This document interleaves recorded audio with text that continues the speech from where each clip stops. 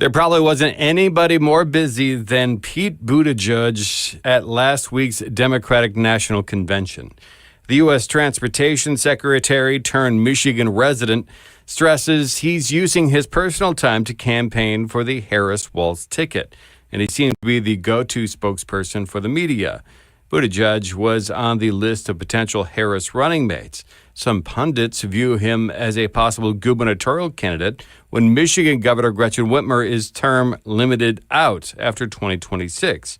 But Buttigieg tells WDET's Quinn Kleinfelter he's focusing now on helping Democrats maintain the enthusiasm shown at the convention all the way through to Election Day. Well, yes. I mean, we've got many long weeks ahead, but what we're going to do is we're going to take the joy and the positive energy here. We're going to bottle it up and use it to propel us through the weeks ahead. Of course, on every campaign, there are curveballs, there are setbacks, although I do think it is notable that in the many weeks since Kamala Harris became our candidate, she hasn't put a foot wrong.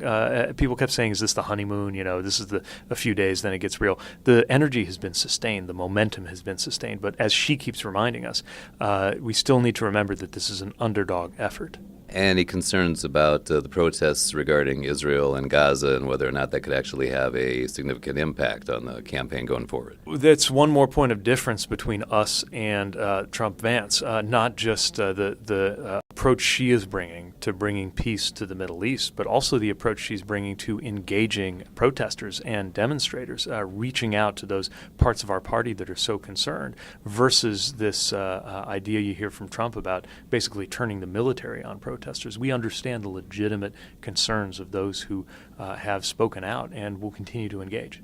There seem to be a lot of worries still about the economy when you talk to voters as to what their number one issues are. You obviously have a big background in the Midwest as well as with issues like infrastructure and so on. What do you see that a Harris administration could do that the Trump administration would not in terms of trying to help lower prices, et cetera? Well, the biggest concern in the economy is around prices, and economists have analyzed the Trump plan and believe it will add $3,900 a year to a family's expenses because he wants to add all these additional charges on imported goods. You contrast that with the Harris plan that's very focused on lowering costs. Also, if we want to talk about economic performance, let's talk about jobs. There was a manufacturing recession under Trump, and that's even before COVID. Right now, there's a manufacturing boom, the likes of which we haven't seen in decades. Of course, a construction boom as well because the infrastructure policies that Trump failed to deliver, but this administration has.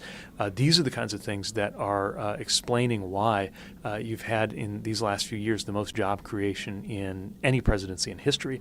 Now we've got to pair that with continued work to drive prices and inflation back to baseline, and that's exactly what you're seeing right now.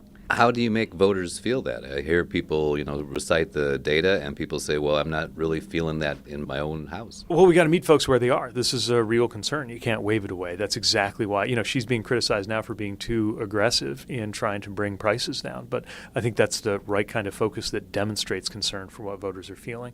We also, though, need to make sure that there's no attempt to rewrite history and have people forget about the manufacturing recession and the other problems that happened during the Trump years. Governor Whitmer campaigned on let's fix the damn roads. You've been in Michigan now for a while.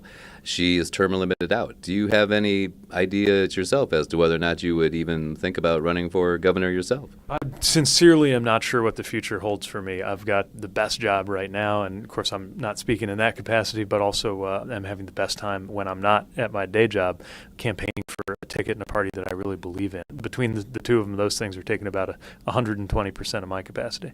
Are you really having the best time? I mean, it's been so politically divided now. It seems like it would just be hell at sometimes to deal with it from the inside. Well, look, it's hard work, but it's hard work that's worth doing. I believe in politics as a force that, if you understand it in the right way, can make our lives better. I, as I shared with the convention audience, recognize the fact that the simple existence of my family, just what goes on at our dinner table, is only possible because of political involvement, political courage, and political action that brought about things like marriage equality. And whatever the biggest issue is that's affecting somebody's life, chances are it either gets better or worse depending on the choices we make. So, yeah, of course it's hard, but that doesn't mean it has to be a death match. And part of why I think Americans are ready to change the channel away from the Trump show, part of why folks are just more and more tired of that, is that most Americans don't view the political process as something that has to be all about negativity and grievance and revenge. It doesn't have to be a death match. It can be a process of engaging our neighbors. And yeah, of course, it'll be tough sometimes, but it can also be really uplifting. Just is really great speaking to the Michigan audience in particular, because that's where the infrastructure and the manufacturing results of this vision are not just playing out, but very much at stake. The job creation in the clean energy economy that's bringing back so many blue-collar jobs in the industrial Midwest, that will either be developed or it will be destroyed, depending on who the next administration is led by. I want to make sure it's developed so we create even more jobs.